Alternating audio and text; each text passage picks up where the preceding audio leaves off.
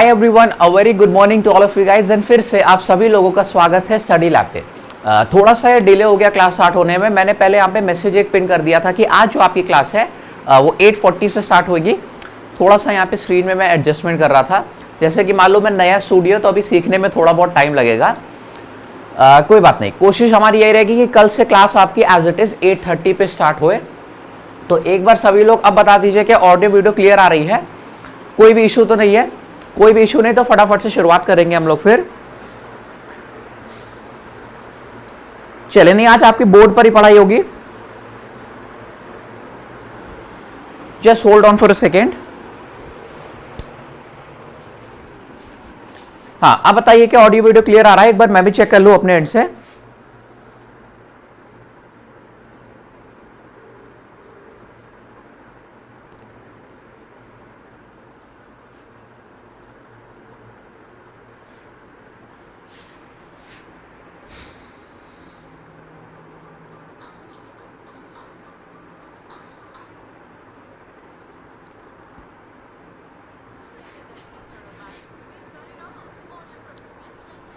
चलिए, सब कुछ क्लियर हो गया ना।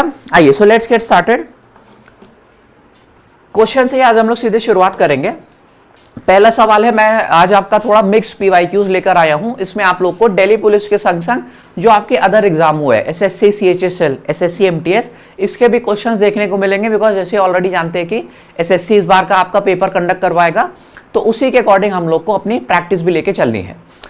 पहला क्वेश्चन आपका यहाँ पे 1600 के आपको बताना है कि टोटल कितने फैक्टर्स होते हैं, गुणनखंडों की संख्या बतानी है। तो obvious सी बात है कि यार अगर कोई छोटा नंबर, मान लीजिए यहां पे 24 लिखा होता,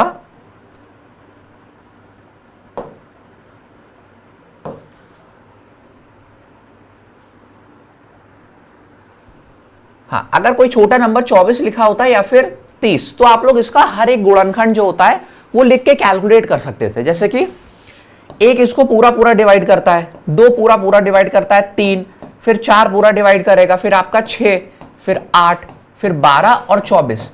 ये सब ऐसी संख्याएं जो कि 24 को पूरा पूरा डिवाइड कर देंगे, यानी कि ये सभी इसके गुणनखंड कहलाएंगे, फैक्टर्स। 3, 6, 2, 8, टोटल आप लोग के यहाँ पे 8 फैक्टर्स निकल के आए हैं 24 के। क्योंकि यार नंबर जो हमको दिया गया था काफी ज्यादा बड़ा है, 1600, हर एक को चेक करके जोड़ना बेवकूफी है। ठीक है, 1 डिवाइड होगा 2 करेगा, इसी तरीके से 4 आपको 8 के लिए चेक करना पड़ेगा, 12, 16 हर नंबर के लिए चेक करना पड़ेगा। इसमें तो काफी ज्यादा समय लग जाएगा। इसी वजह से कि यहाँ पे शॉर्टकट होता है। कितने लोग को याद है, एक बार फटाफट से कमेंट करके बताइएगा। देखिए, फैक्टर्स निकालने तो हम लोग यहाँ पे करेंगे क्या, जो भी नंबर आपको दिया रहता है इसको तोड़ के लिखिए इस तरीके से, ताकि इसका प्राइम फैक्टराइजेशन करने में आसानी हो। 24 के ऊपर पहले मैं करके दिखा दूं। तो 24 को आप लोग जानते हैं कि हम लोग 3 × 8 में लिख सकते हैं। ठीक है, अब 8 सभी लोग जानते हैं कि हमारा सीधे सीधे 2 का क्यूब होता है। 2 भी प्राइम नंबर है हमारा, 3 भी प्राइम नंबर है, यानी कि इसका प्राइम फैक्टराइजेशन यहां पे हो गया है। अब अगर आपको कुल गुणनखंडों की काउंट बताना होता है, हम लोग पावर पे फोकस करते हैं और पावर में सीधे 1 जोड़ के लिख देंगे। 1 था, 1 जोड़ के 2 लिख दिया मैंने, 3 था, इसमें 1 जोड़ के आप लोग 4 लिख देंगे, तो भी आप लोग देख रहे हैं कि 8 फैक्टर्स निकल के आ गए। तो ये प्रॉपर तरीका होता है निकालने का। ठीक है, चले, कई लोग ने यहाँ पे आंसर भी दिया हुआ है, अच्छी बात है कि मैं क्विक से आपको कंसेप्ट यहाँ पे रिवाइज करा रहा था। अब इसी तरीके से 1600 को आप लोग को तोड़ लेना था। मैंने 16 × 100 में ब्रेक करके इसको लिख दिया। कैसे भी ब्रेक करेंगे, आंसर हमेशा सेम ही आएगा आखिरी में जाके। फिर 100 को आप लोग यहां पे देख सकते हैं कि 4 × 25 में भी लिखा जा सकता है। अब 16 चौके आपको 64 मिल गया था, जो कि सीधा सीधा 2 की पावर 6 होता है। ठीक है, 2 हमारा प्राइम नंबर था। फोकस हमको क्या करना है कि जो अभाज्य गुणनखंड प्रक्रिया होती है उसमें प्राइम नंबर तक ही ले जाना होता है। फिर 25 था, तो आप लोग इसको 5 का स्क्वायर ऐसे लिख सकते हैं। अब 5 को और फर्दर यार ब्रेक नहीं किया जा सकता, 5 ऑलरेडी प्राइम नंबर है, तो आपका प्राइम फैक्टराइजेशन हो गया। अब यहां पर अगर कुल संख्या आपको बतानी थी, हम लोग पावर में 1 ऐड कर देंगे, यहां पे 7 आ जाएगा। 2 में 1 ऐड किया आपने, यहां पर 3 आ गया, यानी कि 7 × 21। इस प्रश्न का ऑप्शन नंबर आपका बी हो जाएगा रिक्वायर्ड आंसर। ठीक है, चलिए, काफी लोग ने यहां पे 21 आंसर किया हुआ था। अच्छा, 24 किसका आया है?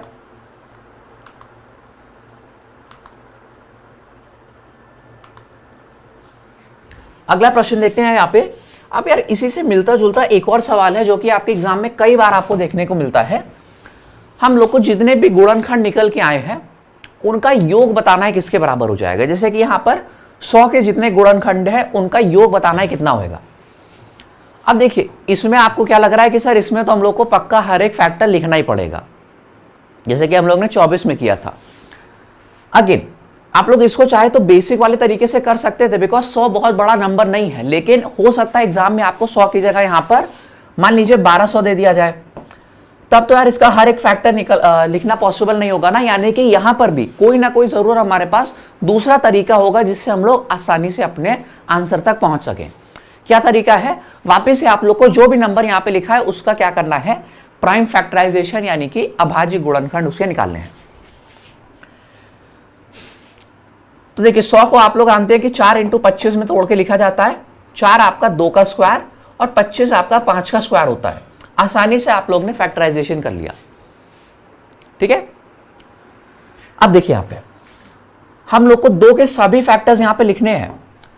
2 की पावर 0 से मैं शुरू करूंगा और जो भी यहां पर मैक्सिमम पावर दी गई है वहां तक मुझको जाना है, 2 की पावर 2 तक, ठीक है। इसीलिए मैं जब काउंट निकालता हूं तो हमेशा पावर में +1 करता हूं, बिकॉज हम लोग 2 की पावर 0, 2 की पावर 1, 2 की पावर 2, 3 यहां पे फैक्टर्स आए हैं इस वाले नंबर से, ठीक है। इसी तरीके से आपको सेम काम इधर भी करना है। 5 की पावर 0 से शुरू करना है, जो भी आपको सबसे मैक्सिमम यहाँ पे अधिकतम पावर दी गई थी यानी कि घात, वहां तक आपको लिखना था। 5 की पावर 0 1 होता है, 1 भी इसका फैक्टर है। 5 की पावर 1 5 फैक्टर है उसका। 5 का स्क्वायर 25, वो भी हमारा 100 का फैक्टर है। तो समझ में आया कि हम लोग हमेशा 0 से शुरू करेंगे और मैक्सिमम पावर तक जाते हैं। अब सिंपली आपको इसको ऐड ही करना था। ये आपका आ जाएगा 1 + 2 + 4 के बराबर, और इधर आपने देखा तो 1 + 5 + आपका 25 आ गया है। ऐड करने पे इधर 7 आ रहा है, इधर ऐड करने पे आपका 31 आ रहा है। 31 सत्ते आपका सीधे सीधे यहां पे आंसर आ रहा है 217 के बराबर, जो कि ऑप्शन नंबर आपका डी हो जाएगा, ठीक है। चलिए बढ़िया, आइए moving on towards the next one. फटाफट से अगला प्रश्न यहां पे हम लोग देखेंगे, ठीक है। तो ये सब यार तरीके याद रखिएगा। मैंने बोला कि आज सभी वैरायटी यहां पे मैं कवर करने की कोशिश करूंगा, इसी वजह से हम लोग एक क्वेश्चन जो भी लगा रहे हैं उसके पूरे कंसेप्ट पे फोकस कर रहे हैं। अब जैसे कि ये वाला प्रश्न है, हमको यहां पर बताना है कि किसी संख्या में जब 120 की वृद्धि करते हैं, यानी कि उसको 120 से हम लोग बढ़ा देते हैं अगर, तो ये स्वयं का 125% हो जाती है। बताओ संख्या का मान यहां पे किसके बराबर रहा होगा। अब इन तरीके के प्रश्नों को 2 तरीके से देखिए सॉल्व कर सकते हैं। या तो आप लोग परसेंटेज का इस्तेमाल करें, या फिर यहां पे हम लोग फ्रैक्शन यानी कि भिन्न वाले मेथड का यूज करें। दोनों ही तरीके से बताऊंगा मैं। देखिए कोई भी संख्या हमेशा यार खुद का 100% तो होगी, ये सभी लोग को समझ में आता है ना। तो संख्या अगर 100% से बढ़कर 125% हो गई है, यानी कि ऑब्वियस सी बात है उसमें कुछ ना कुछ जोड़ा गया होगा। और ये हमको दिया गया था क्वेश्चन में कि हम लोग ने यार 120 जोड़ा है। तो आपने यहां से देखा कि यार संख्या में जो 25% की वृद्धि हुई है, 100 से 125 हो गई है, ये किस कारण हुई, बिकॉज हम लोग ने 120 उसमें जोड़ा था। तो मैं यहां से डायरेक्टली लिख सकता हूं ना कि यार इस 25% की वैल्यू 120 के बराबर रही होगी। बोलो ये पॉइंट सभी लोग समझ पाए, ठीक है। नहीं समझ पाए तो यहां पे पूरा आप लोग स्टेप लिख लीजिए। ओरिजिनल नंबर को 100% आपने माना, जब इसमें 120 जोड़ते हैं तो ये स्वयं का 125% हो जाती है। वापिस से इन दोनों को घटाया तो आपने देखा 25% 120 के ही बराबर आ रहा है। ये डायरेक्टली लिखने की आदत डाली है। अब ओरिजिनल नंबर आपसे पूछा गया था, यानी कि 100% का मान, तो ये हम लोग आसानी से फाइंड कर सकते हैं। अब देखिए यूनिटरी मेथड भी थोड़ा स्मार्टली हम लोग लगाएंगे, यानी कि 1% की यहां से वैल्यू निकाल रहे हैं, पॉइंट में आंसर आएगा। सीधे आपने देखा 25 चौके 100 होता है, तो 120 का 4 गुना कर दिया आपने, आपका 480 आंसर आ जाएगा किसके बराबर, option number C will be the right choice, ठीक है। अब अच्छा, इसी प्रश्न को कुछ बच्चों ने फ्रैक्शन वाले तरीके से किया होगा, वो भी इक्वली सिंपल है। चलिए दोनों मेथड में सिखा दे रहा हूं। देखिए 125% का आप लोग सीधा सीधा यहां पे क्या लिख लेंगे, भिन्न लिख लेंगे, यानी कि फ्रैक्शन 125/100 करने पे आता है। ये हमारा 5/4 आ जाएगा, अब इस बार ध्यान दीजिएगा, हम लोग जो ओरिजिनल वाली संख्या है उसको अज्यूम क्या करेंगे कि वो 4 यूनिट के बराबर है। ठीक है, 4 यूनिट में मान लूंगा।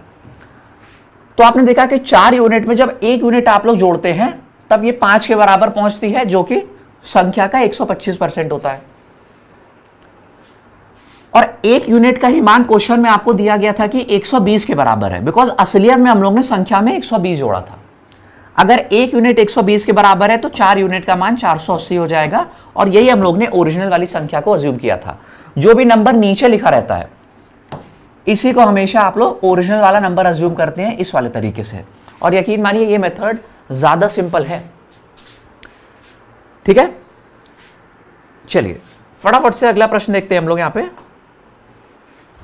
इजी से सवाल आपका, और खूब सारे क्वेश्चन आपके इस तरीके से एग्जाम में पूछे जाते हैं। टाइम एंड वर्क का हमारा प्रश्न है। देखिए 56 दिनों में 40 मैकेनिक है, वो लोग एक बाइक की मरम्मत कर सकते हैं। तो बताइए 32 मैकेनिक उसी काम को कितने दिनों में कर सकते हैं? 2 तरीके होते हैं देखिए ऐसे क्वेश्चन को सॉल्व करने के। या तो हम लोग डायरेक्टली यहां पे अनुपात की सहायता लें, या फिर हम लोग यहां पर मैन इनटू डे का कंसेप्ट का इस्तेमाल करें।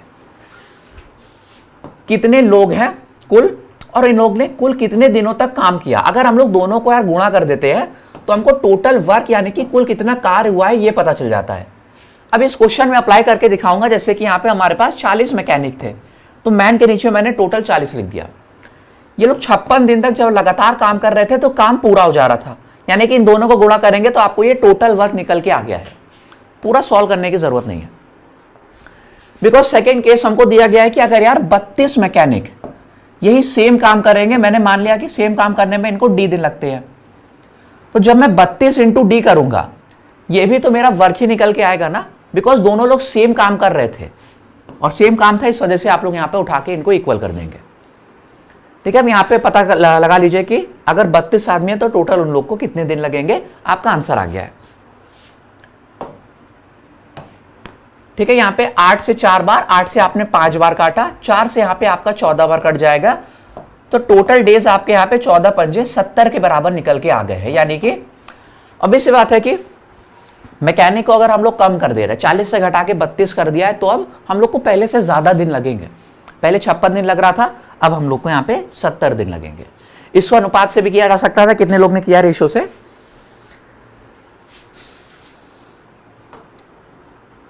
ठीक है, अच्छा एक चीज यहाँ पे मैं देख रहा हूं कि कई दिनों से यहाँ पर स्टूडेंट्स की यार संख्या कम हो गई है। ऐसा क्यों? 1-2 दिन देखिए क्लास नहीं हो पाई थी, मैंने पहले इन्फॉर्म कर दिया था। क्यों? बिकॉज हमारे यहाँ पे स्टूडियो की शिफ्ट हो रही थी, तो 1-2 दिन में आपका भी फ्लो टूट गया क्या? ठीक है, फटाफट से एक बार सेशन को शेयर कीजिएगा। और आज यहाँ पे हम लोग को 200 देखिए संख्या लेके जानी है। तुरंत एक बार सभी लोग शेयर कीजिए, जो भी आपके यार दोस्त हैं, कोई भी आपके जानने में प्रिपरेशन कर रहा है एग्जाम की, फटाफट से उनको भी यहाँ पर बुला लीजिए। पहले ही बता दो कि बहुत गजब लेवल का यहाँ पे मॉक टेस्ट आज पूरा आपको देखने को मिलेगा। चलिए अगला प्रश्न यहाँ पे सॉल्व कीजिएगा।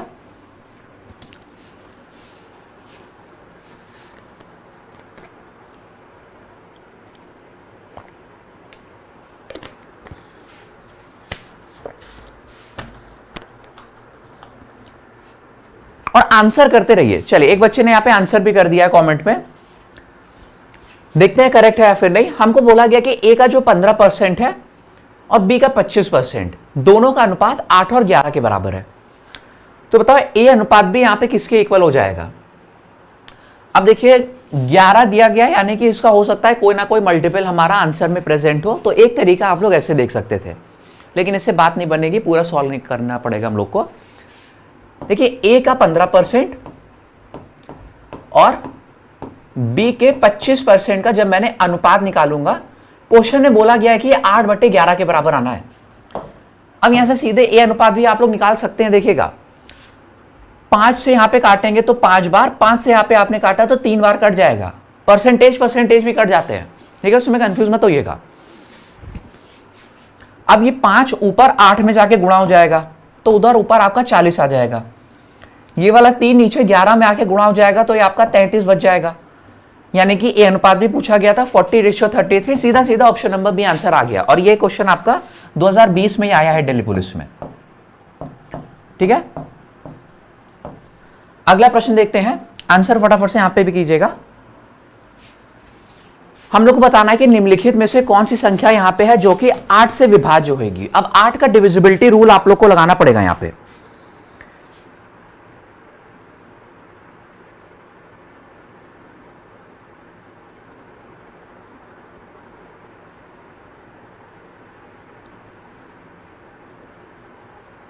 ठीक है, क्विकली से एक बार मैं चेक कर लूं। डिविजिबिलिटी रूल आप लोग को लगाना पड़ेगा यहां पे। हाँ, सब कुछ क्लियर आ रहा है मेरे ख्याल से। चलिए देखते हैं। अब कोई भी संख्या 8 से विभाज्य है, आप लोग को यार पूरा नंबर चेक करने की जरूरत नहीं है। इसका विभाज्यता का नियम कहता है कि 8 को हम लोग देखिए ऐसे लिख सकते हैं, 2 का क्यूब होता है, पावर में 3 था, यानी कि इस बार आप लोग को केवल आखिरी के 3 डिजिट ही चेक करने की आवश्यकता होती है। अगर आखिरी के 3 डिजिट 8 से विभाज्य हो गए तो पूरी संख्या 8 से विभाज्य होगी। ठीक है, आगे भले जितना बड़ा नंबर दिया गया हो। इसी तरीके से अगर आपसे कभी 16 के लिए चेक करने के लिए बोल दिया जाए तो देखिए तरीका मैं बता दे रहा हूं कि 16 आपका 2 की पावर 4 होता है, यानी कि इस बार आप लोग आखिरी के 4 डिजिट चेक करके देखते हैं। 32 के लिए, 64 के लिए आप लोग को जनरल रूल यहां पे मालूम होना चाहिए। पूरा नंबर सिस्टम में हम लोग देखेंगे। ठीक है, यहां पे केवल आखिरी के 3 डिजिट चेक करने थे, तो स्टार्टिंग में क्या दिया गया हमें उससे कोई मतलब नहीं था।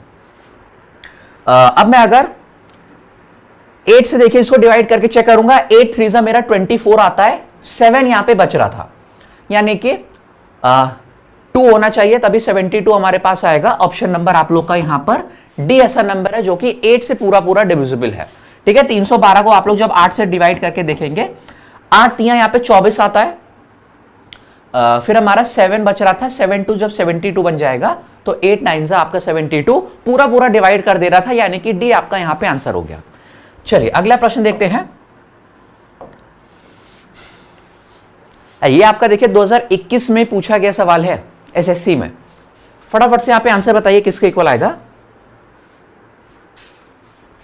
ठीक है, प्रीवियस ईयर क्वेश्चन मोनो सारे के सारे आपके प्रीवियस ईयर क्वेश्चन ही यहां पर होते हैं। ठीक है, कुछ में मेंशन होता है, कुछ में नहीं मेंशन होता, लेकिन अगर आप लोग जाके उसको सर्च करेंगे सभी के सभी सवाल 2021 हो गया, 20 22 इन्हीं में पूछे गए हैं। ठीक है, चलिए अगला प्रश्न देखते हैं हम लोग। यहां पे एक इसी काम को 15 दिनों में कर सकता है, लेकिन जब ये बी की मदद ले लेता है तो यही सेम काम 9 दिनों में ही पूरा हो जाता है।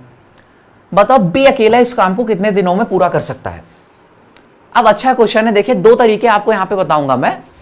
पहले बेसिक तरीका देखेंगे, उसके बाद हम लोग शॉर्टकट के इस्तेमाल करेंगे। ए अकेला काम करता है तो इसको 15 दिन लगते हैं। जब इसने बी की मदद ले ली, यानी कि दोनों लोग जब एक साथ मिलकर करेंगे तो काम हमारा 9 दिन में ही पूरा हो जाएगा। मेथड नंबर 1, यहां पे आप लोग एलसीएम का देखिए प्रयोग कर सकते हैं। हम लोग 15 9 का एलसीएम ले लेंगे, ये मेरा आ जाएगा सीधे सीधे किसके बराबर, 45 के बराबर। दोनों जो भी आप लोग को दिन दिए रहते हैं, इनका जब एलसीएम लेंगे तो आपको पता चल जाएगा कि यार कुल कितना काम आपको करवाना है। कुल आप लोग को 45 यूनिट काम करवाना था। अगर एक 15 दिन में 45 यूनिट काम कर सकता है तो एक दिन में ये 3 यूनिट काम कर सकता होगा। 45/15 करने पे आ गया। इसी तरीके से दोनों लोग जब एक साथ मिलके कर रहे हैं तो एक दिन में ये लोग कितना काम कर सकते हैं, 45/9 करने पे आपका आ गया 5 यूनिट।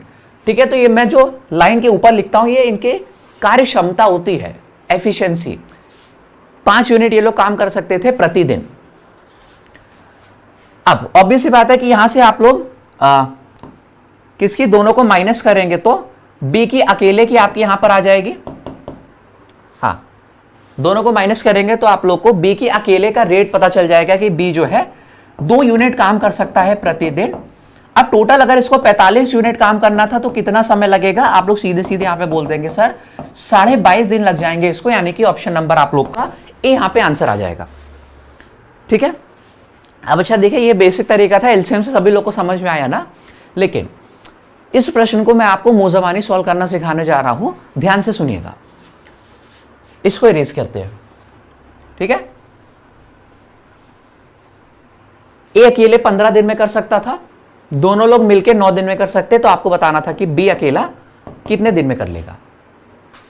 सीधे सीधे आप लोग यहां पे करेंगे क्या, 15 × 9 अपॉन 15 - 9, आप लोग को अपना रिक्वायर्ड आंसर मिल जाएगा। ठीक है, 15 - 9 आपका 6 हो जाता है। इसको आप लोग ने काट लिया 2.5 बार, 9 का 2.5 गुना करने पे आपका 22.5 ही रिक्वायर्ड आंसर आ गया। ये मेथड आया कहां से है, इसके लिए आप लोग को थोड़ा सा बेसिक नॉलेज होनी चाहिए फ्रैक्शन वाले मेथड की। ठीक है, फ्रैक्शन मेथड से मैंने ये वाला शॉर्टकट निकाला है। डायरेक्टली हम लोग यहां से ओरली भी आंसर कर सकते थे। ठीक है, 15 इंटू 9 अपॉन 15 माइनस 9 ही तो करना था, यानी कि 6 से डिवाइड करना है। तो इसको ध्यान रखिएगा, बहुत आपका आगे यूज होता है। चलिए अगला प्रश्न देखते हैं। यहाँ पे एमटीएस में आपका ये सवाल पूछा गया और ये सेम प्रश्न दिल्ली पुलिस में भी आया हुआ है। ठीक है, तो इस तरीके के सवाल है जो आपके अक्सर रिपीट होते रहते हैं। देखिएगा यहाँ पे 3 संख्याओं का अनुपात 3, 6 और 8 के बराबर था। इन तीनों का जब गुणनफल हम लोग करेंगे तो 9, 2, 1, 6 हमको मिलता है। बताओ कि तीनों संख्याओं का योग यहाँ पे किसके बराबर होएगा। अच्छा, मुझको जैसे जहां तक याद आ रहा है ये क्वेश्चन मैंने आपको एक बार करवाया हुआ है शायद। ठीक है, कोई बात नहीं, दोबारा से देख लेते हैं जिन्होंने नहीं देखा था। देखिए कभी भी आप लोग को रेशियो की यहां पे बात हो रही हो, 3, 6 और 8 तीनों नंबर्स का अनुपात आपको दिया गया है और कभी भी आपसे इनका गुणनफल करने के लिए बोला जाए या फिर इनका वर्ग करने के लिए बोला जाए, क्यूब करने के लिए बोला जाए, हमेशा ध्यान रखिए कि हम लोग पहली संख्या को 3 के, दूसरी को 6 के और तीसरी वाली को 8 के मान के ही सॉल्व करते हैं। ऐसा करते क्यों है? बिकॉज देखिए जब इन तीनों को गुणा किया जाएगा तो ये नंबर तो मल्टीप्लाई होंगे ही होंगे, साथ में के आप लोग का 3 बार गुणा होकर के क्यू बन जाएगा। ठीक है, तो ये जल्दीबाजी में बच्चे लोग मिस कर सकते हैं। ठीक है, अगर वो लोग डायरेक्टली 3, 6 और 8 मान के सॉल्व करते हैं, इस वजह से पूरा आप लोग यहां पर आंसर निकालेंगे। हाँ, तीनों को यहां पे आप लोग जब गुणा करेंगे तो आपको गुणनफल मिलेगा 9, 2, 1, 6 के बराबर। अब इसके बाद तो यार सिंपल है, के की वैल्यू फाइंड कर लेंगे, तीनों नंबर्स मालूम पड़ गए, उनका हम लोग योग निकाल सकते हैं। पूरा देखिए थॉट प्रोसेस आपके दिमाग में आ जाना चाहिए था। अब इसी बात है, कैलकुलेशन करने में 10-20 सेकेंड लगेगा। तो यहां पे देखिए 6 3 18 होता है, 18 से आप लोग इसको काटेंगे तो आपका ये 18 पंजे 90, फिर सॉरी हाँ 21 बच रहा था, 18 एकम 18, फिर 36 बच रहा है, यानी कि 18 दूनी आपका 36 हो जाएगा। 8 से वापस से आप लोग ने काट लिया इसको 64 बार। अब ध्यान दीजिएगा के 3 बार गुणा हुआ था तो आपको के क्यूब 64 के बराबर मिला है। ये हमारा 4 का क्यूब होता है, यानी कि के का मान यहां से हमारे पास 4 के बराबर आ गया। अब तीनों संख्याओं को जब मैं जोड़ दूंगा 8, 6, 14, 14, 3, 17 के इन सभी को जोड़ने पे मिलेगा और के की जगह जैसे आप लोग 4 रखेंगे ये आपको दे देगा किसके बराबर, 68 के इक्वल। तो ऑप्शन नंबर यहां पे डी आप लोग का रिक्वायर्ड आंसर आ जाएगा। ठीक है, देखिए 136 नहीं है, गलती कर दी ना। यहां पे के आप लोग ने 8 मान के जब सॉल्व करेंगे तब आपका आंसर 136 आएगा, जो कि एकदम गलत है। यहां पे क्यूब हो रहा था, के क्यूब आपका 64 के बराबर है, के 4 के इक्वल आएगा। ठीक है, चलिए अगला प्रश्न देखते हैं आपका 2021 में ये भी सवाल पूछा गया है। 16 आदमी लोग हैं, ये 15 दीवारों को 45 दिनों में पेंट कर सकते हैं। तो बताइए अगर 20 आदमी है, उनको 20 दीवारों को पेंट करना है तो कुल कितने दिनों की आवश्यकता होगी। अच्छा, ये ऐसा प्रश्न है जो कि यार आप लोग की डेली लाइफ में भी आप लोग ने यूज होते हुए देखा होगा। तो जो भी कहते हैं कि सर मैथ्स सर आपकी डेली लाइफ में यूज नहीं होती, देख लीजिए यहां पे हर प्रश्न आपका जुड़ा हुआ है आपकी लाइफ से ही। ठीक है, चलिए प्रश्न देखते हैं यहां पे। पता है किस कंसेप्ट का यूज करेंगे, जो मैंने आपको पढ़ाया था अभी कि मैन इंटू डे को हम लोग जब गुणा करते हैं तो हमको कुल कितना काम हुआ है ये पता चल जाता है। Man into day is equal to work, बस इसी का देखिए आपको यूज करना था। एक काम यहां पे मैं करूंगा कि वर्क को इधर नीचे ले आ रहा हूं, बिकॉज इस बार कितना काम हो रहा है, 15 दीवार बन रही है, ये भी हमको दिया गया था। ठीक है, तो man into day upon work को आप लोग को क्या कर देना था, सेम कर देना था उठा के। बस यही आप लोग को यहां पे कंसेप्ट मालूम होना चाहिए। एक बार चलिए अप्लाई करके दिखाऊंगा तो ज्यादा अच्छे से आपके दिमाग में सेट हो जाएगा। ये टोटल आदमी 16 थे, कुल ये लोग पहले 45 दिनों तक जब काम कर रहे हैं तो कितना ये लोग दीवार बना ले रहे हैं, 15 दीवार बना ले रहे हैं। इस वजह से दीवार बनाना हमारा काम होता है, तो मैं वर्क के नीचे यहां पे 15 यूनिट लिख दूंगा। ठीक है, हमारा यूनिट में लिखा हुआ है। अब सेकंड केस में हमको बोला गया कि अगर भैया आपको 20 आदमी दे दिए जाएं, टोटल मैन की जगह आप लोग 20 लिख रहे हैं, इन लोगों को कितना काम करना है, 20 दीवारें बनानी है, यानी कि वर्क में इस बार आपको 20 यूनिट डालना पड़ेगा। 20 आदमियों को अगर 20 दीवारें बनानी है तो कुल कितने दिनों की आवश्यकता होगी, ये हमसे पूछा गया था, मैंने डी मान लिया, दोनों को उठा के हम लोग इक्वल कर देंगे, सेम करना था हमको। अब यहां से डायरेक्टली आप लोग डी की वैल्यू निकाल सकते हैं। 20 आपका कटी जा रहा है, 15 से ये 3 बार कट गया, 16 3 आपका 48 दिन यहां पे आंसर निकल के आ गया है एक स्टेप में। ऑप्शन नंबर आप लोग का सी यहां पे रिक्वायर्ड आंसर हो जाएगा। ठीक है, ये कंसेप्ट था, आंसर आपका सिंगल स्टेप में निकाला है। चलिए आगे बढ़ते हैं on to the next one. चलिए एक क्वेश्चन अब यहां पे आपका 3D ज्योमेट्री का है। हमको बोला जा रहा है कि 8 सेंटीमीटर त्रिज्या वाला एक ठोस गोला है। देखिए स्फेयर की बात हो रही है यहां पे। इसको पिघलाकर 2 सेंटीमीटर त्रिज्या वाले बताइए कितने छोटे हमें गोलाकार छर्रे मिल सकते हैं। हाँ, यही हम लोग से पूछा गया है। तो यार ऐसे बहुत सारे आप लोगों ने क्वेश्चन देखे होंगे कि एक कोई बड़ा सा आप लोग को क्यूब दिया रहेगा, बड़ा सा आपको हो सकता है सिलेंडर दे दे इसको, या फिर स्फीयर दे सकता है, इसको पिघलाकर आपको कोई दूसरा ऑब्जेक्ट बनाना होता है। तो यहां पर ध्यान दीजिएगा, जब भी यार चीजें पिघलाई जाती है एक चीज सेम रहेगी। आप लोग खुद बताइए क्या सेम रहेगा? क्या रेडियस सेम रहेगा? जी नहीं। अगर हो सकता है इसको पिघलाकर आप लोग स्फीयर बना दे तो दोनों का रेडियस तो बदलेगा। क्या सरफेस एरिया सेम रहेगा? जो पृष्ठीय क्षेत्रफल होता है, ऑब्वियस सी बात है नहीं, बिकॉज यहां पर कोनिकल शेप था, यहां पर आपका क्या आ जाएगा, स्फेरिकल शेप, यानी कि गोलाकार बन जा रहा है। एक चीज यहां पे आपको ध्यान रखना था, जो इनका वॉल्यूम होता है यानी कि आयात, वो यहां पे हमारा सेम रहेगा। ठीक है, बिकॉज जो मटेरियल की क्वांटिटी है वो कहीं भी नहीं जा रही है। हम लोग स्फीयर को पिघला रहे हैं, उसी को पिघलाकर छोटे छोटे स्फीयर बना दे रहे हैं, तो वॉल्यूम हम लोग की यहां पे सेम रहेगी। बस यहां पे इतना ही कंसेप्ट आप लोग को जानना था। अब स्फीयर का वॉल्यूम सभी लोग जानते हैं कि फॉर्मूला क्या होता है इसके लिए, 4/3 पाई आर क्यूब हमारा फॉर्मूला हो जाता है, जहां पे आर क्या, रेडियस को रिप्रेजेंट करता है यानी कि त्रिज्या को।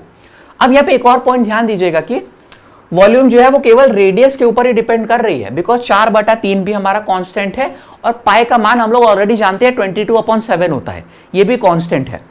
यानी कि जो वॉल्यूम है इस बार केवल आपके रेडियस के क्यूब के ऊपर डिपेंड कर रही है। पहले वाले बड़े वाले रेडियस, स्फीयर का रेडियस 8 था, तो ये 8 क्यूब के ऊपर इसका वॉल्यूम डिपेंड करेगा। इसको पिघलाकर हम लोग मान लीजिए छोटे छोटे एन गोले बना ले रहे हैं, जिसका रेडियस 2 है, तो इसका वॉल्यूम 2 क्यूब के ऊपर डिपेंड करेगा। एन का मान यहां से आपको पता करना था, ये 4 क्यूब यानी कि 64 के बराबर आ रहा है। ऑप्शन नंबर किसके equal, B will be the right answer. ठीक है, चलिए फटाफट से नेक्स्ट प्रश्न देखा जाए। यहां पे सभी लोग देखिए आंसर कर नहीं रहे, क्या बात है?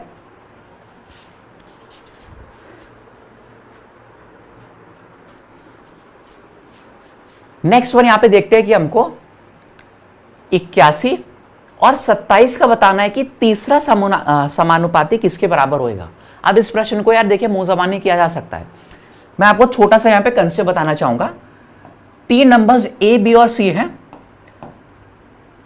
ये समानुपात में कब होंगे? जब पहले 2 नंबर का अनुपात आखिरी 2 नंबर के अनुपात के बराबर होएगा। जैसे कि मान लीजिए मैंने यहां पे 2 4 लिख दिया है और 8, पहले 2 नंबर का अनुपात भी 1 और 2 है, इन दोनों का अनुपात भी 1 और 2 है, तो हमारे ये प्रपोर्शन में होंगे। बस यही सेम काम आपको यहां पे करना था। देखिए 81 और 27 था, तो सीधे सीधे आप लोग को नजर आ गया होगा कि ये 9 के संग में समानुपात में होगा, बिकॉज इन दोनों का अनुपात 3 और 1 का आएगा। और जब मैं 27 और 9 का अनुपात लूंगा तो भी ये मेरा 3 और 1 के ही बराबर आ जाएगा ना। पहली 2 संख्याओं का अनुपात आखिरी 2 के अगर सेम है तो हमारे ये प्रपोर्शन में हो जाएगी, यानी कि डी। फटाफट से मार्क करके आगे बढ़ना है। चलिए इससे ज्यादा समय यहां पे नहीं मिलेगा।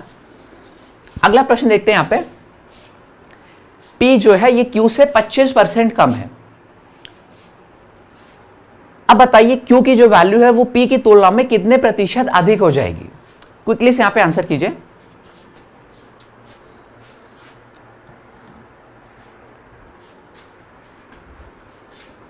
ठीक है, अब इस प्रश्न में अच्छा पहले बताइए कि कितने लोग को यार दिक्कत होती है ऐसे क्वेश्चन सॉल्व करने में। लैंग्वेज में थोड़ा कंफ्यूजन लगता है, बिकॉज एक तरीके से तो यही लग रहा होगा ना कि 25 अगर ज्यादा है P, तो ऑब्वियस सी बात है Q 25% कम रहा होगा। लेकिन आपको ये तो ऐसा कहीं कोई ऑप्शन ही नहीं दिया गया। परसेंटेज में देखिए डायरेक्टली जोड़ और घटाना नहीं चलता, यहां पर हमेशा हम लोग मल्टीप्लीकेशन के संग डील करते हैं, यानी कि फ्रैक्शन के साथ। तो चलिए कैसे सॉल्व किया जाता है आपको यहां पर मैं सिखाऊं। 25% आपको दिया गया था, सबसे पहले आप लोग इसका क्या कर लेंगे, भिन्न यानी कि फ्रैक्शन लिख लिया, तो ये 1/4 हो जाता है। अब अगर मैं यहां पर देखिए Q के मान को 4 मान लूं, तो बोला गया है कि P इससे 25% कम है, यानी कि P का मान यहां पे 1 कम रहा होगा, Q से 3 के बराबर रहा होगा। दोनों का आप लोग ने देखिए जब अनुपात लिख लेते हैं तो आपको इनकी एक तरीके से वैल्यू मालूम पड़ गई है। P का मान 3 यूनिट है, Q का मान 4 यूनिट। अब अगर वैल्यू मालूम हो गई उसके बाद कैलकुलेशन करना आसान है। हम लोग को यहां पर बताना था कि Q जो है P की तुलना में कितने प्रतिशत अधिक है। आपने देखा 1 यूनिट अधिक है Q, और तुलना क्योंकि हम लोग P से कर रहे थे इस वजह से P के मान को आप लोग यहां पे नीचे लिखेंगे। जिससे भी तुलना करी जाती है हमेशा वो आपका डिनोमिनेटर में आता है। ठीक है, यहां पे देखिए P से तुलना करी जा रही थी तो P का मान नीचे आ गया। अब इसको प्रतिशत में कन्वर्ट करना था तो आपका 33.33% आंसर आ जाएगा, किसके बराबर, ऑप्शन नंबर सी। फटाफट से मार्क करके आपको आगे बढ़ना है। ठीक है,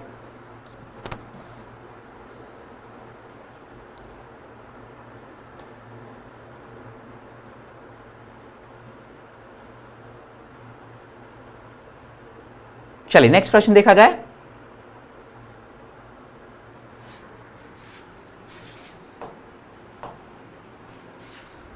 अगला प्रश्न हमारा यहां पे 9 की विभाज्यता पे आधारित है। एक संख्या दी गई है 3, 5, 7, फिर 8, 6 है, x 6, 2, 5। काफी यार बड़ा नंबर हम लोग को दिया गया है।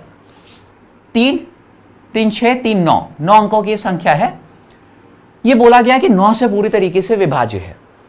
तो बताओ ये जो मिसिंग वाला अंक है इसका मान किसके बराबर होना चाहिए। अब देखिए ऑब्वियस सी बात है कि हम लोग 9 से यहां पे डिवाइड करके नहीं चेक कर सकते, हालत आपकी खराब हो जाएगी। यानी कि यहां पे 9 का जो डिविजिबिलिटी रूल होता है, विभाज्यता का नियम, उसी का हम लोग को यूज करना था।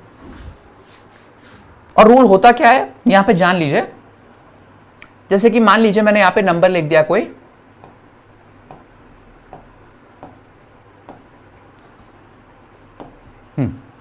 ये संख्या आप बताइए 9 से विभाज्य है या फिर नहीं। तो इसमें हम लोग करते क्या है, हम लोग अंकों का योग निकालते हैं।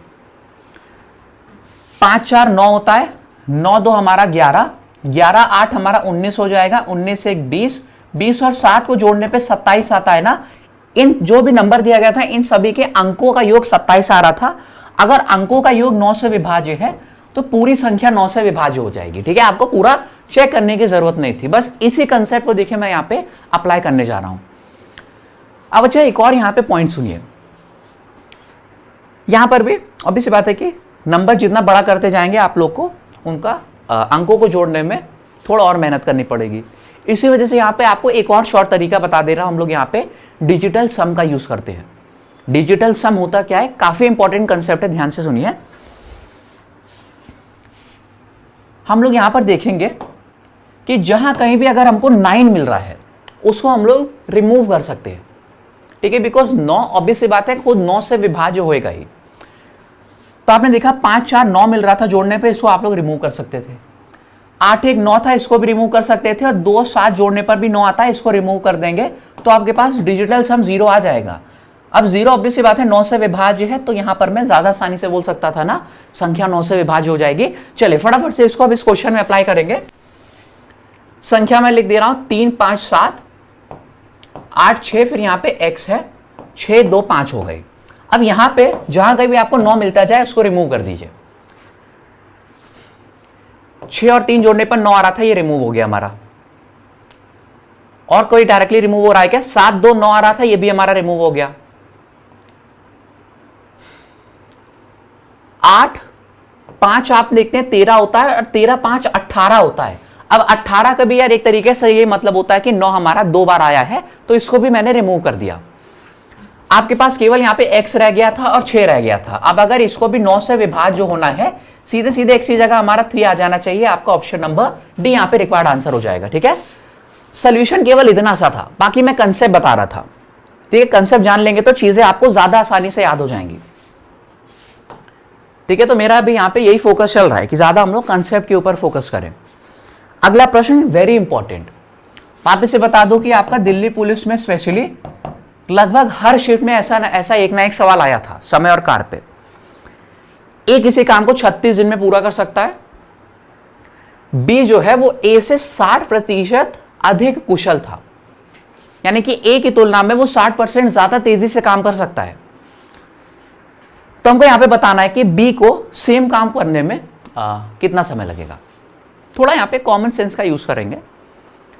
बी अगर ज्यादा तेजी से काम कर ले रहा है तो ऑब्वियस सी बात है कि ए की तुलना में उसको कम दिन लगेंगे, तो जो भी हमारा आंसर होगा वो 36 से नीचे होगा। इतना तो समझ में आ गया। चलिए अब यहां पे एग्जैक्ट वैल्यू कैसे निकालेंगे, इसके लिए हम लोग को रेशियो की हेल्प लेनी पड़ेगी। अगर ए के रेट को मैं 100% मान लूं, बी का रेट इससे 60% अधिक है, यानी कि 160% हो जाएगा। दोनों का आप लोग केवल अनुपात ले लीजिए, 20 से 5 बार, ये 20 से 8 बार कट रहा है, यानी कि अगर ए 5 रेट के हिसाब से काम करता है, बी उसी काम को 8 रेट के हिसाब से करेगा। ए अब 5 रेट के हिसाब से 36 दिनों में काम पूरा कर सकता है, तो 5 × 36 जब मैं करूंगा, ये मुझको टोटल वर्क निकल के आ जाएगा। कुल कार 180 यूनिट हमको करवाना है। अब अगर यही काम आप लोग चाह रहे हैं कि बी करे 8 रेट के हिसाब से, तो इसको कितना समय लगेगा, डायरेक्टली हम लोग डिवाइड करके पता कर सकते हैं। 45/2 यानी कि आपका 22.5 दिन यहां पर आंसर आ गया किसके इक्वल, ऑप्शन नंबर डी के बराबर। ठीक है, इस तरीके का एक सवाल हम लोग ने करके देखा है, मैन इनटू डे का यहां पे यूज हुआ है। चलिए नेक्स्ट क्वेश्चन देखते हैं। कोई भी यार अगर किसी को डाउट है तो फटाफट यहां पे पूछ लीजिएगा। बढ़िया, डी सभी लोग का आंसर आ गया।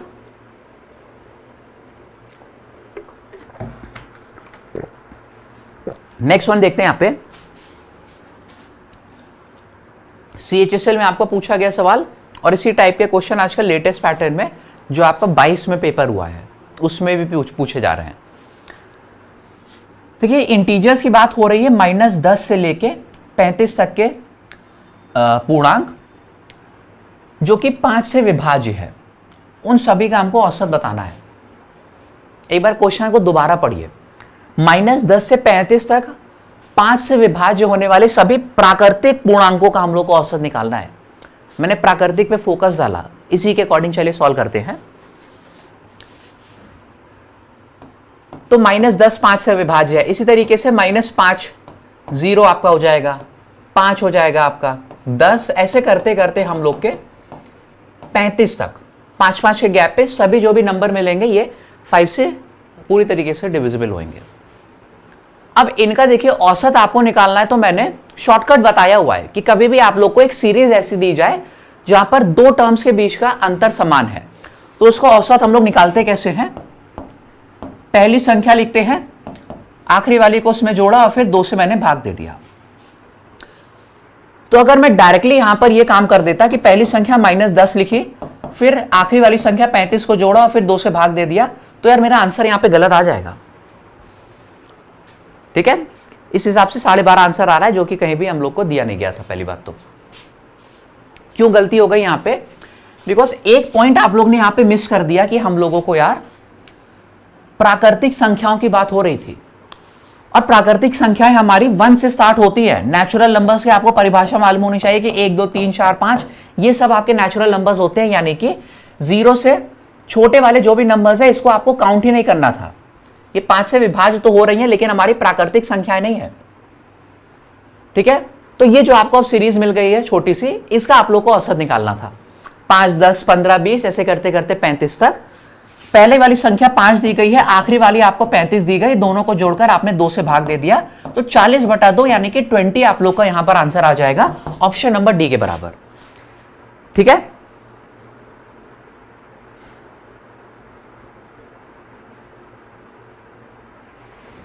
चलिए आगे बढ़ते हैं on to the next one. Population का हमारा ये वाला सवाल है, सीएचएसएल के आपके 2021 में ही पूछा गया। एक दशक की यहां पे बात हो रही है, यानी कि 10 सालों में एक शहर की आबादी 1,75,000 से बढ़कर 2,62,500 हो गई है। तो औसतन कितने प्रतिशत की वृद्धि हुई है प्रतिवर्ष, ये हमको बताना है। हाँ, वार्षिक वृद्धि हमको बताना है। तो सबसे पहले यहां पे निकाल देते हैं कि टोटल यार कितने परसेंटेज का इंक्रीज आया होगा। ठीक है,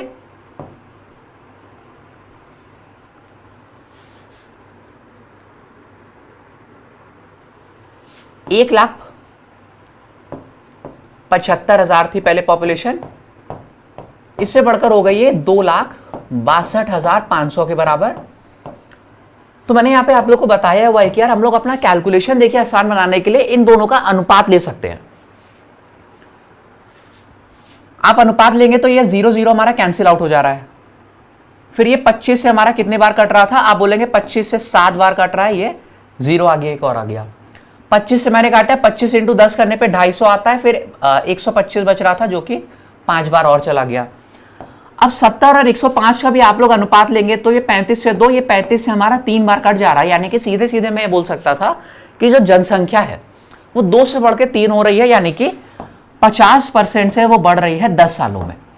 अब अगर प्रति वर्ष के लिए आपको पूछा गया था तो आप लोग 10 से यहां पे डिवाइड कर देंगे, या आप लोग को रिक्वायर्ड आंसर मिल जाएगा किसके बराबर, कि 5% से यार वार्षिक वृद्धि हो रही होगी। सी यहां पे फटाफट से मुझको मार्क कर देना था। ठीक है, चलिए आगे बढ़ते हैं on to the next one. अच्छा, ये सवाल तो हो चुका है आपका। इस क्वेश्चन को सॉल्व कीजिए और फटाफट से आंसर बताइएगा किसके बराबर आ रहा है। देखिए, ऐसे सबसे छोटी संख्या हमको ज्ञात करनी है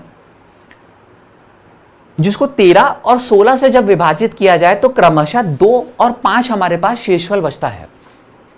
अब ये क्वेश्चन आपका किसका है, एचसीएफ और एलसीएम का, यानी कि मासे और लसे का। लेकिन सॉल्व करने का एक शॉर्टकट तरीका भी होता है। देखता हूं कितने लोग को यहां पर याद है। देखिए, किसी भी एक नंबर को हम लोग यहां पे पकड़ सकते हैं। मान लीजिए मैंने 13 को पकड़ा यहां पे सबसे पहले, तो जब मैं संख्या को 13 से डिवाइड करता हूं मेरे पास 2 शेष रह जाता है, यानी कि 2 एक्स्ट्रा रह जाता है। तो अगर मैं संख्या में से 2 हटा दूं, ये मेरी 13 से विभाज्य हो रही होगी जो भी रिजल्ट आएगा। इसी तरीके से अगर आप लोग यहां पर 16 को उठा लेते, यानी कि जब संख्या को 16 से डिवाइड कर रहे हैं तो आपको शेषफल 5 रह जा रहा है। शेष यानी कि 5 एक्स्ट्रा रह जा रहा था। तो अगर संख्या में आप लोग 5 को रिमूव कर दें, जो भी रिजल्ट बचेगा ये 16 से पूरा पूरा विभाज्य होना चाहिए ना। तो हम लोग यहाँ पे ऑप्शंस की सहायता से भी देखिए आंसर कर सकते हैं। सीधा सीधा मुझको यहाँ पे 197 सबसे ज्यादा यहाँ पे क्या लग रहा था, रिलेवेंट लग रहा था। इसमें 2 जब आप लोग हटाएंगे, अच्छा एक सेकेंड, हाँ 2 इसमें जब आप लोग हटाएंगे तो आपको मिल जाएगा 195, जो कि हमारा 13 से विभाज्य है। चेक कीजिए, 13 कम 13, फिर 65 बच रहा था। और जब 197 में आप लोग 5 घटाते हैं, आपको यहां पर 192 मिलता है। ये 16 से विभाज्य हो रहा है क्या, 16 एकम 16 होता है, फिर हमारा 32 बच रहा था, यानी कि 16 से भी डिविजिबल हो रहा है। तो ऑप्शन नंबर बी आप लोग का यहां पे रिक्वायर्ड आंसर हो जाएगा। ठीक है, तो ये तो ऑप्शन की सहायता से हो गया, लेकिन जो बेसिक तरीका है वो भी जानना जरूरी है। तो चलिए बता दे रहा हूं आप लोग को। हम लोग यहां पे देखिए एलसीएम ले लेते हैं 13 और 15 का, बिकॉज 13 और 15 की गुणज की बात हो रही थी, गुणज यानी कि मल्टीपल, तो हम लोग को एलसीएम यहां पे लेना था। फिर इसमें हम लोग करते क्या है, जो भी कॉमन रिमाइंडर होता है, हाँ एक सेकेंड, 13 16 सॉरी यहां पे दिया गया है, 13 16 मैंने लिखा। फिर जो भी कॉमन रिमाइंडर होता है उसको हम लोग माइनस कर देते हैं। 13 16 का एलसीएम आपने लिया तो हमारा किसके बराबर आ रहा है, दोनों को मल्टीप्लाई करने पे 208 के बराबर। अब कॉमन रिमाइंडर हम लोग कैसे निकालेंगे, देखिए 13 माइनस 2 करने पे आपका आ जाएगा 11 के बराबर। ठीक है, और आप लोग जब 16 में 5 घटाएंगे तो भी आप लोग को यहां पे 11 ही बचेगा। दोनों को माइनस करने पे अगेन आप लोग का रिक्वायर्ड आंसर 197 ही आ रहा है। लेकिन इससे ज्यादा इजी तो मुझको कौन सा मेथड लगा था, जो अपना ऑप्शन वाला तरीका था। ठीक है, देखिए क्वेश्चन का लेवल यार मैंने बताया है कि ये आप मुझ पर ही छोड़ दीजिए, बिकॉज मैंने जो जो क्वेश्चन आप लोग को एमटीएस में कराए थे वो एग्जाम में आए थे। ठीक है, ऑब्वियस सी बात है क्या, टीचर थोड़ी बहुत रिसर्च करके ही आता है, उसी हिसाब से आप लोग को यहाँ पे क्वेश्चन कराया जाता है। तो सभी लेवल यहाँ पे कवर किया जाएगा, डेली आप लोग को बस साथ में जोड़ना है। ठीक है, चलिए हमारी यहाँ पे यार देखते देखते क्लास का टाइम भी पूरा हो गया। तो आज की क्लास में देखिए इतने ही क्वेश्चन यहाँ पे हम लोग रखते हैं। अब इसी बेसिस पे आपको बता दूं कि यार मॉर्निंग में 8:30 हम लोग की क्लास का टाइम है, तो 8:30 बजे यहां पर आपको मेरे संग जुड़ना होगा, ठीक है। और यकीन माने कि जो भी आप लोग के एग्जाम में क्वेश्चन आएंगे, ज्यादातर क्वेश्चन आप लोग के यही मॉक टेस्ट से ही फंसने वाले हैं। ये मैं आप लोग को रिव्यूज दूंगा, ठीक है। मेरा टेलीग्राम चैनल ज्वाइन कर लीजिए, यहाँ पे आप लोग खुद देख सकते हैं कि बच्चों के रिव्यूज क्या है, कि सर आपने जो क्वेश्चन कराए थे 25 में से 20 क्वेश्चन तक हमारे एग्जाम में फंसे हैं, ठीक है। तो इजी लेवल भी कराया जाता है, धीरे धीरे मैं यहाँ पे लेवल बढ़ाऊंगा भी, ठीक है ना। चले तो फिर हम लोग यहाँ पे सेशन को खत्म करते हैं। कंप्लीट बैच जिनको भी ज्वाइन करना है, ऑलरेडी मैंने इन्फॉर्म किया हुआ है कि स्टडी लैब एप्लीकेशन डाउनलोड कीजिए, कल से हमारा न्यू बैच स्टार्ट हुआ है, फटाफट से जाइए और वहां पर एडमिशन ले लीजिए। चलिए तब तक के लिए bye bye everyone and take care.